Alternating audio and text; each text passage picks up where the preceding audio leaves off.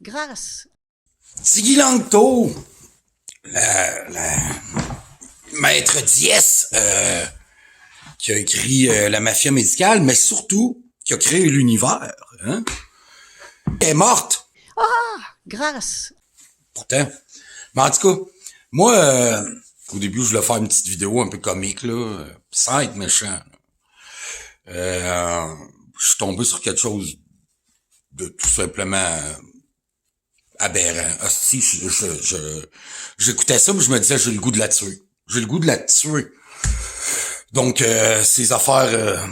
ah oui, hein, je me souverain, hein, ben oui, on n'est pas esclaves. Hey, je vais appeler tous les enfants palestiniens. Je vais leur dire, hey, souverainez-vous, ok? Puis ça va aller bien.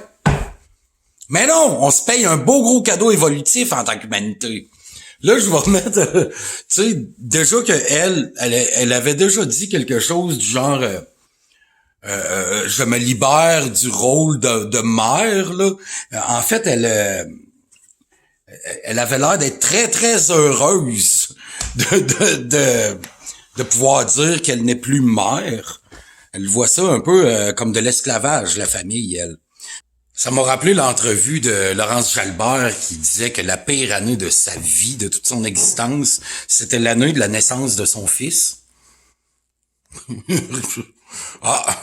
Et après ça, son fils venait la rejoindre. Ils ont fait une surprise à Laurence, ils ont emmené son fils, puis elle était comme, qu'est-ce que tu fais là? C'était, hey, sérieux, c'est hilarant. Tu sais, là, dans le train avec l'autre, là, le cave, là, qui est, il y a un nom italien, là, me semble, là. En tout cas, puis elle a aucune photo. Tu sais, je veux dire, elle a même pas de photo de la naissance de son fils parce qu'elle veut rien garder de cette année-là. C'est conne. Moi, les Diès, je vois un féminisme agressif dissimulé derrière ça. Et puis, l'agenda aussi. Moi, je pense que, en tout cas, cette femme-là aussi, elle s'en foutait. Elle s'en fout des gens, elle se fout de tout. Elle était assez, quasiment condescendante parfois. Ben, ça paraissait pas. Mais bon, là, j'ai un magnifique extrait à vous faire écouter. Moi, c'est bien de valeur, mais cette femme-là, c'est une folle. C'est une hostie de folle. Bon. En quelque part, j'ai pitié pour son âme. Grâce.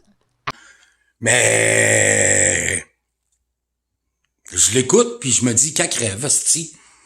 Qu'elle crève, hostie, au lieu de répandre ces espèces de bullshit, parce que ça a l'air qu'il y a des gens qui ont décidé qu'elle, il fallait y donner une voix à ces espèces de débilités qui sont carrément dans la même ligne que l'agenda, destruction de la famille, féministe délirant, etc. Fait que, va chier, Guis! En revanche, j'ai un enfant de 4 ans et je suis en procédure depuis 2 ans et demi avec mon ex-compagne. Il lui a suffi de dire que j'étais contre les vax pour le coco et contre les 11 vaccins obligatoires devant l'audience, devant la JAF, pour me faire mener une vie qui pousse beaucoup de papas au suicide. La situation en France, elle est dramatique pour les pères de famille. On voulait faire une émission intitulée « Ils veulent tuer le père » parce que moi, ça me tient à cœur. J'ai réussi à surmonter ça en construisant en parallèle. Mais si jamais demain je me pointe à la prochaine audience, ça fait 2 ans et demi qui retarde mes audiences, j'ai le droit à tout, expertise psychologique, expertise psychiatrique, etc., etc. C'est toujours en cours. Je ne peux toujours pas voir mon fils, si ce n'est en centre médiatisé. Si jamais, à la prochaine audience, je me pointe sans carte d'identité, que je dis que je ferai les allers-retours sans permis de conduire, que je prétends être un être humain souverain et que j'appuie mes positions par rapport au vax et par rapport à tout ce qu'on appuie sur cette émission. Il se peut même que de toute manière, cette émission est étudiée à la loupe par les avocats de mon ex. Bon, mais là, on n'est pas dans un cadre égotique, on n'est pas dans un cadre matériel. Ça touche à la famille, ça touche à nos enfants. On est bien obligé de mettre notre nez de clown pour autant. Tant que le système actuel est en vigueur. Puisque la matrice que l'on vit actuellement, c'est ce qu'on appelle l'ancrage en spiritualité. Oui, certes, reste la tête dans les étoiles, mais ancre-toi les pieds sur terre. Quand on dit les pieds sur terre, c'est quelque part, accepte ta besogne. Parce que tu peux pas encore, seul contre tous, affronter les méandres, affronter ce colosse, ce titan qui est le système actuel. Et tu veux quoi que je réponde quoi à ça? Qu'est-ce que tu ferais? Ah, ok. Bah, Qu'est-ce que je ferais? D'abord, je me pointerais pas en cours. D'abord, je me pointerais pas en cours. D'abord, je me pointerais pas en cours. Je vais dire ce que je ferais, hein, parce que je suis très consciente. J'ai 4 enfants qui sont plus d'âge à dépendre de moi. grâce, Mais ce que je ferais, mais je n'ai pas d'autre solution que la souveraineté individuelle. Qu'est-ce que ça veut dire? Ça veut dire, que je me crée. Alors là, je me mets à ta place, d'accord? Que je me crée cette situation, victime ou créatrice. Tout de suite. Au départ, je définis, est-ce que je reste une esclave d'un maître extérieur?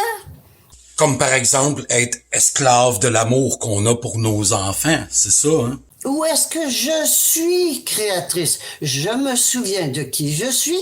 Je suis déesse créatrice de l'univers, donc je me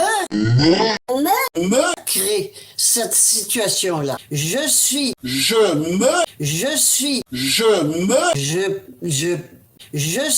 déesse créatrice de l'univers, donc je me crée cette situation-là. Est-ce que je vais me battre avec ou je vais pas me battre avec? Et là, ça a l'air idiot et c'est pas passif, hein? Je suis pas une femme passive. Pas du tout. Au contraire, toujours, je dis, il n'y a pas de conscience sans action. Hein? La conscience, c'est la vision et l'action. S'il n'y a pas d'action, ça ne va nulle part. Donc, mais au départ, si j'oublie qui je suis une citoyenne. Une citoyenne, c'est une esclave.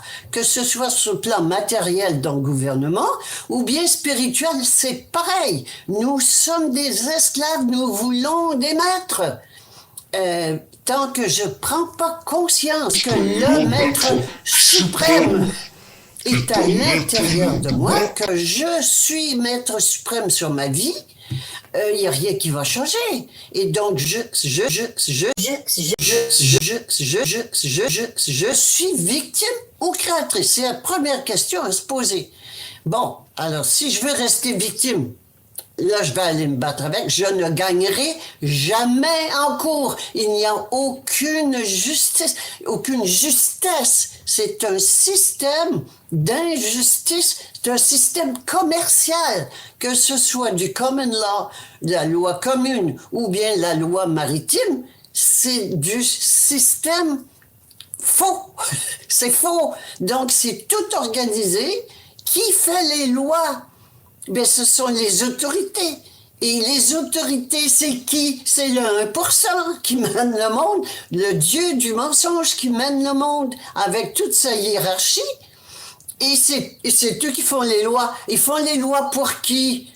Ben pour eux. Alors non, pas pour nous.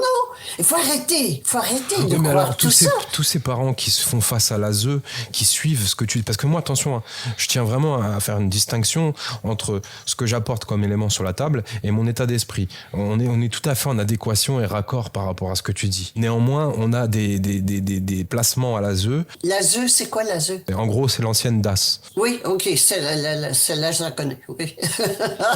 Et on a énormément de placements abusifs. Mais vraiment.